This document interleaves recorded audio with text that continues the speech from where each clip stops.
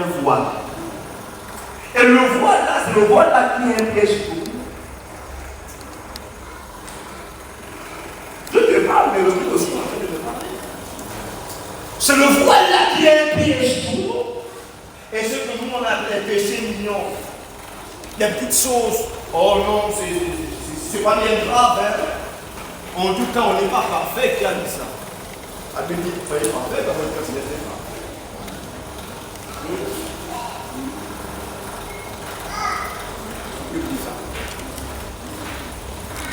On est ensemble ce matin. Allons-y, on va courir un peu le temps. Genèse 13. Wow, on va courir. Genèse 13. Verset 1 à 13. On va se le lire. La Bible dit, Abraham remonta d'Égypte vers le midi. Amen. Lui, sa femme et tout ce qui lui appartenait, et l'autre avec lui. Et l'autre avec lui. Donc, Abraham avait un problème. Alors, Abraham était très riche en troupeaux, en argent et en or. Il dirigea ses marches du midi jusqu'à Bethel, jusqu'au lieu où était sa tente au commencement entre Bethel et Haï. Au lieu où était l'autel qu'il avait précédemment, et là Abraham évoqua le nom de l'Éternel. L'autre voyageait avec Abraham. Il y a quoi l'autre voyageait avec Abraham? Mais je ne sais pas si vous remarquez que la Bible insiste. Est-ce que vous remarquez ça? C'est comme si l'auteur veut attirer notre attention sur le fait que l'autre était avec Abraham. Allez ensemble. L'autre qui voyageait avec Abraham avec aussi les brebis, les bœufs et les tentes. Et la contrée était insuffisante pour qu'ils demeurassent ensemble, car leur lien était si considérable qu'ils ne pouvaient demeurer ensemble. Verset 7.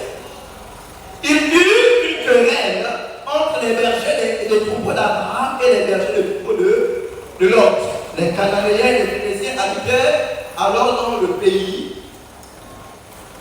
Abraham dit à Lot qu'il n'y ait point de prix, de dispute entre toi et moi, ni mes bergers et tes bergers. Car nous sommes frères. Alléluia. 9. Tout le pays n'est pas devant toi, c'est pas toi donc le moi. Si tu vas à gauche, j'irai à droite, tu vas à droite, j'irai à gauche. L'autre lève les yeux, dis-moi l'autre lève les yeux. Dis avec moi l'autre lève les yeux. Et vit toute la plaine du Jourdain qui était entièrement arrosée avant que l'Éternel eût détruit Sodome et Gomorrhe. C'était jusqu'à Tsoar comme un jardin de l'Éternel, comme le pays d'Égypte. L'autre choisit pour lui la plaine. Dis avec moi l'autre choisit pour lui la plaine. Et il s'avança dans l'Orient, c'est ainsi qu'il se séparait de l'un dans l'autre. Abraham habita dans le pays de Canaan et l'autre habita dans les villes de la plaine et dressa ses tentes jusqu'à Sodome. Les gens de Sodome étaient des méchants et des grands pécheurs contre l'Éternel. Amen. Nous avons dit que l'autre veut dire le roi. Amen, amen.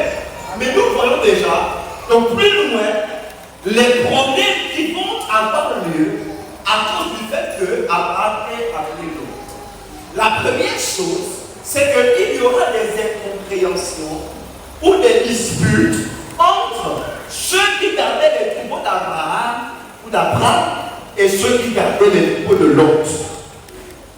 Alléluia.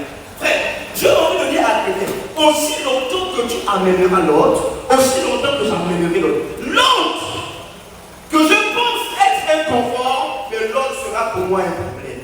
Yes. L'autre ne peut jamais être pour nous un avantage. Amen. L'autre sera pour nous un problème. Et il va y avoir donc un problème entre Abraham et l'autre.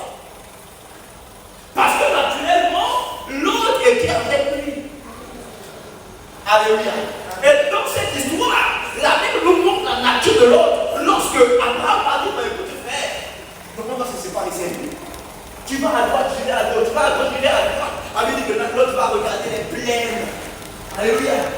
Il va regarder où les endroits peuvent, où la terre peut être facilement fertile.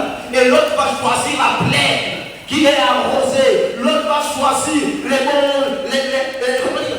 bons endroits. Mais Abraham va choisir la montagne où c'est compliqué, même pour avoir un puits. Regardez, l'autre affectionne la chair, ce qui frappe aux yeux.